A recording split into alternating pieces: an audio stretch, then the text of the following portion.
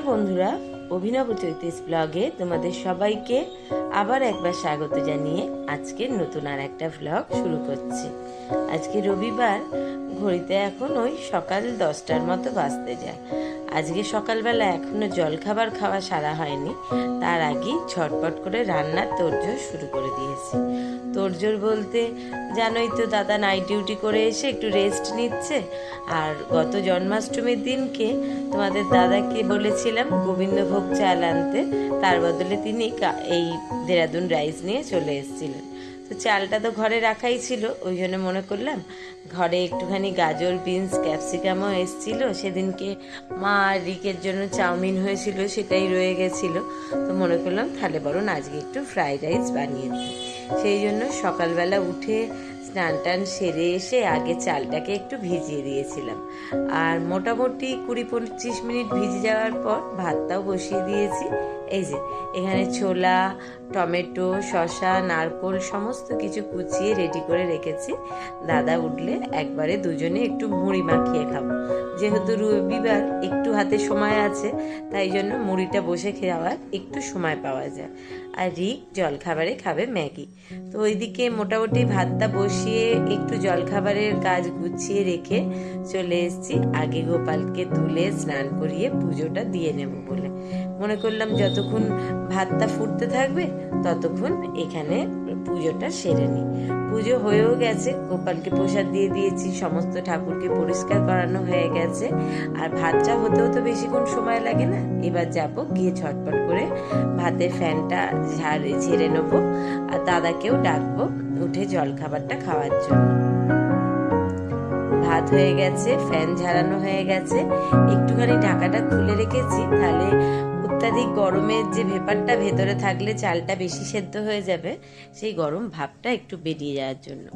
আর এখানে গতকালকে রাত্রিবেলাই দাদা চিকেন এনে রেখেছিল, তো ভেবেছিলাম চিকেনটাকে গতকালকেই ম্যারিনেট করে রাখবো, কিন্তু রাত্রিবেলা আর ইচ্ছা করছিল না বলে ওই শুধুই ঢুকিয়ে রেখেছিলাম, আর কিছু করিনি। তো এখন একটু টক দই, লবণ, হলুদ, লাল লঙ্কা, কাশ্মীরি লঙ্কা, তার সঙ্গে ওই 1 চামচের মতো একটু সর্ষের তেল দিয়ে রেডি করেছি। আর চিকেনটাকেও ধুয়ে পরিষ্কার করে জল ঝরিয়ে নিয়েছি। এবার এই মশলাটার সঙ্গে চিকেনটাকে একটু মাখিয়ে রাখবো। ততক্ষণে চা, জলখাবার খাওয়া, রাইসের জন্য সবজিগুলো কেটে নেওয়া, মাংসর জন্য পেঁয়াজ রসুন রেডি করতে করতে মোটামুটি 1 ঘন্টা সময় তো লাগবেই। আর চিকেনটাও বেশ 1 ঘন্টা ম্যারিনেশনে থাকবে, টেস্টটা ভালো হবে, চিকেনটা নরমও হয়ে যাবে। তো সেই জন্য মনে করলাম সময় যখন হাতে আছে ঝটপট করে চিকেনগুলোকে একটু ম্যারিনেট করে রেখে দিই। দাদাকেও ডেকে দিয়েছি, সে উঠে বাথরুমে গেছে। এই ফাঁকে চিকেন ম্যারিনেট করা হয়ে গেছে। চলো এবার চা, জলখাবার খাওয়া সেরে নিই।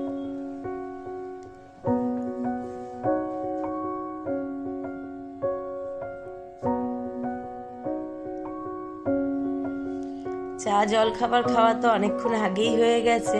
আর ওদিকে রাইসের জন্য সবজিগুলোও কাটবো। তার আগে এখানে যতটা পরিমাণ পেঁয়াজ রসুন লাগবে সেগুলোকে একটুখানি গুছিয়ে নিচ্ছি। আর এখানে রাইসের কাজু, কিশমিশ সমস্ত কিছু রেডি করে রেখেছি। অন্যান্য সপ্তাহে কি হয়, একটুখানি রসুন, কাঁচা লঙ্কা, আদা বেশি করেই সপ্তাহের অন্যান্য দিনে পেস্ট করে রেখে দিই ফ্রিজের মধ্যে। তো সেটা রাখা ছিল, কিন্তু সেটা শেষ হয়ে গেছে, আর ওটাকে আর করা হয়ে ওঠেনি। তো আজকে আবার একটু বেশি করে ভিজিয়ে দিয়েছি, একবারে করে ফ্রিজে রাখবো। তার আগে এই যে সবজিগুলো নিয়ে বসে পড়েছি, ওগুলো কাটবো। আর এই যে দাদাকে বলেছিলাম, মানে আমি বলিনি, দাদা নিজেই বলেছিল যে আজকে যখন শুধু রাইস আর চিকেন কষা হচ্ছে, তাহলে বাজারে যাই, জলখাবার খেয়ে একটুখানি দেখি যদি কোনো মাছ পাই, তাহলে একটু ফিশ ফ্রাই করা হবে। কোনো মাছ বলতে আমি ভেবেছিলাম একটু তোপসে মাছের কথা। এই তো তাতে রাজি হয়েছিল যে তাহলে বাবা একটু তোপসে মাছ নিয়ে এসো, তোপসে মাছের ফ্রাই, স্যালাড, আর কাসুন্দি তো রাখাই আছে, সেই সঙ্গে চিকেন কষা আর রাইস হবে। তো সে বাজার ঘুরে দুটো বাজারের মধ্যে কোথাও আজকে তোপসে মাছ পায়নি। ভেটকি মাছ যদিও পেয়েছিল, কিন্তু সেটা করতে বড্ড সময় লাগবে, আর হুটোপাটি করেও উঠতে পারবো না, মোটামুটি 2-3টে বেজে যাবে। সেই জন্য সেটা নিতে আগেই বারণ করে দিয়েছিলাম।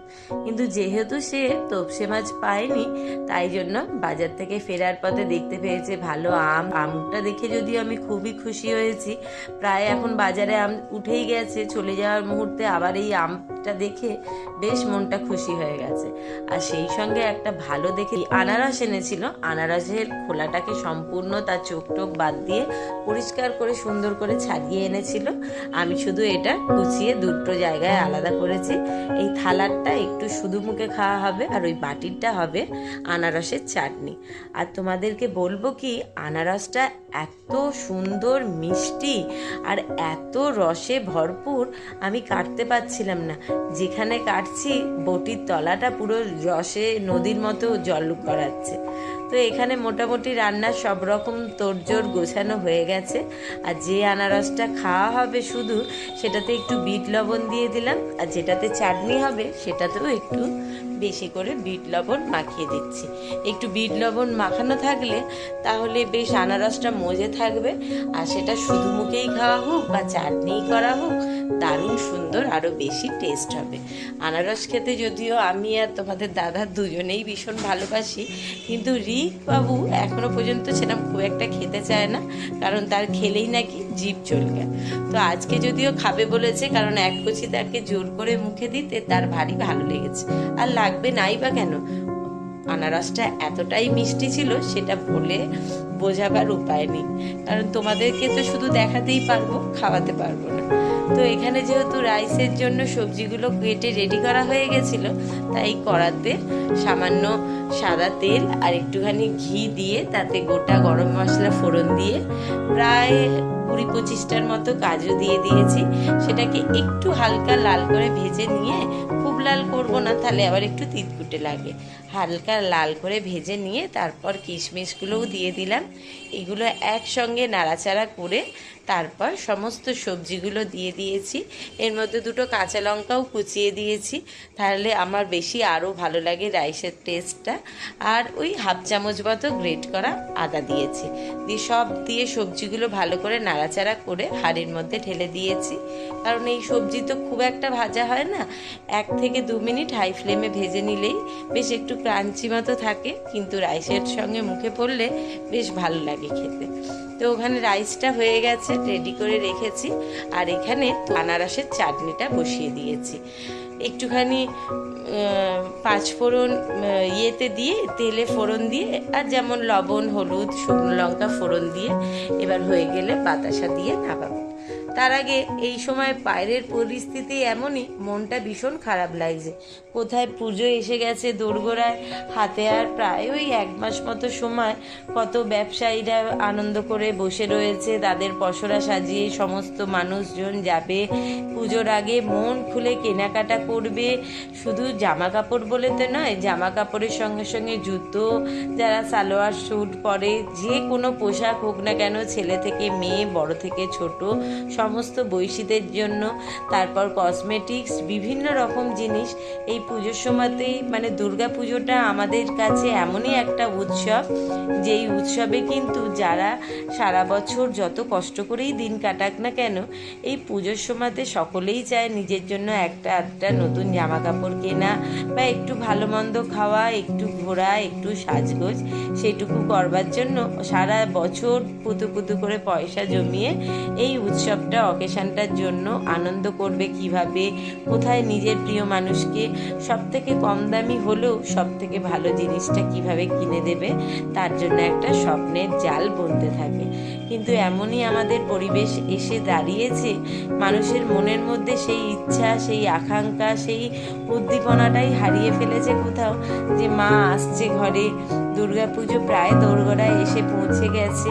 এই সময়তে কোথায় কেনাকাটা করব, কোথায় ঘুরবো, কোথায় কি শপিং করতে যাব, কোথায় কোন বেস্ট জিনিসটা এসছে, এবছর লেটেস্ট কালেকশান কোনগুলো, কোনটা আমি কিনে একেবারে সকলের থেকে অনন্যা হয়ে সেজে উঠব, সেই রকম মন মানসিকতা মনে হয় কারোরই তেমনভাবে নেই। আর সেই কারণেই আমরা যারা মাঝে মধ্যেই সময় অনুসারে কখনো সখনো রাস্তায় নামছি বা প্রতিবাদের স্বর তুলছি বা কখনো সখনো প্রতিবাদ করতে হবে এই আশা নিয়ে বিচার চাই বলে বুক বেঁধে একজোট হচ্ছি, কিন্তু সেই সমস্ত ব্যবসায়ী, সেই সমস্ত মানুষদের কথাও ভেবে খারাপ লাগছে যাদের এটা তো অনেকটা বড় একটা জীবিকা, যে সকলেই এই সময়টাতে নিজেদের মানে সারা বছরই যারা আশা করে থাকে এই সময়টায় এই কিনবে ওই কিনবে, এইভাবে আমার ব্যবসা বাড়বে। দেখো দেখো কেনাকাটা তো করতেই হবে, কারণ হচ্ছে এই কেনাকাটা আমরা করব তবে তারা তাদের জিনিসপত্র বিক্রি করতে পারবে, তবে আবার তার ঘরের সংসার চলবে। আবার সেই সঙ্গে সঙ্গে আমরাও ভাবতে থাকি মানে সারা বছরে ঘুরতে বেরোতে যাওয়া, কোনো অকেশান অনুষ্ঠান সমস্ত কিছুর জন্য আমরা প্রায় বেশিরভাগ মানুষই দুর্গা পুজোর সময়তে একটু মনের মতো একটু ভালো জামা কাপড় জিনিসপত্র কিনে গুছিয়ে রাখি। সারা বছর তেমনভাবে কিছু কেনাকাটা হোক না হোক, অন্তত পুজোর সময় যদি দু চারটে ভালো জামা কাপড় বা একটাও জিনিস কেনা থাকে, সেটা পরে এই বিয়ে বাড়িতে যাব, ওই অকেশন বাড়িতে যাব, এই রকম চিন্তা ভাবনা থাকে। কিন্তু বাইরে বর্তমান পরিস্থিতি এতটাই খারাপ, এমনই একটা শোচনীয় জায়গায় এসে দাঁড়িয়েছে যেখানে কবে বিচার আসবে, কবে উপযুক্ত শাস্তি পাবে দোষীরা, সেই চিন্তা তো আমার মনে হয় যোজনখানেক দূরে দাঁড়িয়ে রয়েছে। কিন্তু সবচেয়ে বড় যেটা প্রশ্ন, আদেও কি বিচার হবে, আদেও কি শাস্তি পাবে? আর সবচেয়ে আরও একটা যে বড় প্রশ্ন আমার মাথাতে সবসময়তে ঘোরাফেরা করছে, যে অন্য সমস্ত কথা বাইরে রেখে আমি যেটা সবসময় মনে করছি যে হসপিটাল হোক, নার্সিংহোম হোক, এমন একটা জায়গা যেখানে প্রচুর মহিলা অসুস্থ পেশেন্টরা নিজেদের রোগ সারাবার জন্য ভর্তি হতে যান থাকেন, সেখানে তারা তাদের রোগের জ্বালাতে এতটাই বেশি কাহিল হয়ে থাকে যে তাদের তখন হুঁশ থাকে না আমি ঠিকভাবে শুয়ে আছি কিনা, আমার পোশাকটা ঠিকভাবে আছে কিনা, বা আমার কাপড়টা আমার সারা শরীরটাকে ঠিকঠাকভাবে ঢেকে রাখতে পেরেছে কিনা। সেই রকম একটা জায়গাতে যদি একটা ডাক্তারের এই রকম নির্মম পরিস্থিতি হতে পারে, তাহলে তো আমাদের মতো তুচ্ছ সাধারণ নাগরিকদের কিচ্ছু নেই হাতে, তাহলে তো আমাদের সঙ্গে যা হোক কিছু ঘটে যেতেই পারে। যে সমস্ত কথাগুলো ভাবলেই গায়ে কাঁটা দিয়ে উঠছে, শিউরে উঠছি, যে যদি সত্যি সত্যি আমার বা আমার পরিচিতদের কারোর সঙ্গে এরকম কিছু পজিশান আসে, এরকম কোনো শরীর মানে সময় আসে যে হসপিটালে নার্সিংহোমে ভর্তি হতে যেতে হবে বা হতেই হবে বাধ্য হয়ে, তখন জানি না কি করব। যাই হোক, সেই সমস্ত চিন্তা ভাবনা, ভয়, দুশ্চিন্তা, সে সমস্ত তো সবসময়তেই মাথায় ঘুরছে আছে। তার সঙ্গে সঙ্গে কথা বলতে বলতে এদিকে রান্নাটাও কখন হুঁশ করে হয়ে গেল। ওখানে তো দেখতেই পেলে আনারসের চাটনি একেবারে রেডি হয়ে গেছে, ওটা বাটিতে ঢেলে ঠান্ডা করতে দিয়েছি। ঠান্ডা হয়ে গেলে আজকের মতো বার করে বাকিটা ফ্রিজে তুলে নেবো। আর রাইস তো অনেকক্ষণ আগেই হয়ে গেছে। আর এদিকে হয়ে গেছে চিকেন কষা। কষা ঠিক বলবো না, আজকে একটু গ্রেভি রেখেছি, কারণ দাদা বলেছে একেবারে খুব শুকনো করে দিও না, যেন রাইসের সঙ্গে মাখিয়ে খাওয়া যায়, এরকম একটু গ্রেভি রেখো। তো সেরকমই অনুসারে রেখেছি। আর ওদের দুজনের মতো চিকেনটা তুলে বাদবাকিটা গামলায় ঢেলে রেখেছি ওদের দুজনকে খেতে দিয়ে। আর এই যে দেখো, ফ্রিজে এত বরফ জমেছে, আইসল্যান্ড একদম উপচে পড়ছে, যার জন্য ফ্রিজের দরজাটা ডোরটা আর কি খুলে এসছে, ওটা নিচে নামিয়ে রাখলাম। আর দাদা তখন যখন মাছ পায়নি, আনারস আর আম নিয়ে এসেছিল, তখন ফেরার পথে সকলের জন্য এরকম একটা আইসক্রিমের বারও এনেছে, বাটারস্কচ। তো খাওয়া দাওয়া তো সকলেরই কমপ্লিট হয়ে গেছে, এখন একটু আইসক্রিম নিয়ে বসবো, সকলে একসঙ্গে খেতে খেতে একটু গল্প গুজব করবো। তার আগে চলো আজকের ব্লগটা এখানেই শেষ করছি। তোমাদের কেমন লাগলো সেটা কিন্তু অবশ্যই কমেন্ট বক্সে জানিও। ভালো লাগলে একটা লাইক করে দিও, বন্ধু বান্ধবের সঙ্গে শেয়ার করো। যারা ইউটিউব থেকে দেখছো তারা চ্যানেলটাকে সাবস্ক্রাইব করে দিও, পাশে থাকা বেল বাটনটাকে অল করে দিও। আর যারা ফেসবুক থেকে দেখছো তারা পেজটা অবশ্যই ফলো করো, আমার সঙ্গে থেকো। আর অবশ্যই সকলে ভীষণ ভীষণ ভালো থেকো। টাটা।